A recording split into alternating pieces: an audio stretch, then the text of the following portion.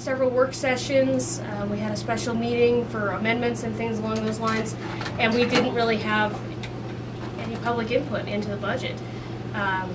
So we will have one more chance. On June 13th will be the final adoption of the budget. So if people have comments, they can still bring them forward. That's always interesting because we talked about this when I first brought you on, and one of the hot button issues was snow removal. And you put it out there to the public. You wanted to hear from people if they wanted to take some funds from this place or that place to try and, you know, at least gather some sort of public perspective on what the priorities they wanted.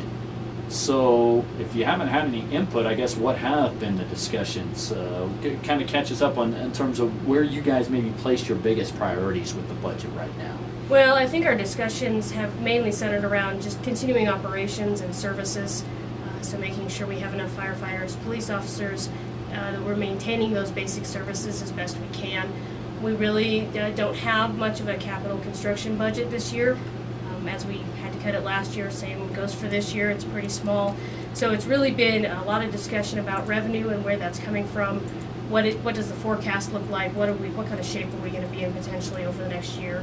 So we talked a lot about that and just trying to keep some basic services going. Well, that's big. The one big change was kind of, instead of a full-time, a half-time health inspector. So we're going to give it a shot. The council approved a half-time health inspector. So we had a full-time, and the discussion, the recommendation from the city manager was to have no health inspector. So the council split the difference here, and we'll see how this works. It's a position that's not required. The city's not required to have it. The state could pick up those duties. But we did hear a lot of public input about the health inspector position in previous meetings. The end of last year, people have asked us to keep that local, so we're going to try. We're going to try to keep it. I guess what's the delicate balance in a schedule like that for a half-time versus a full-time?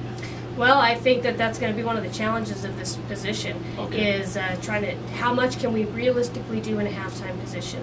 What kind of impact does that have? Or are we providing that level of service? I think all of that will sort itself out over the next 6 months.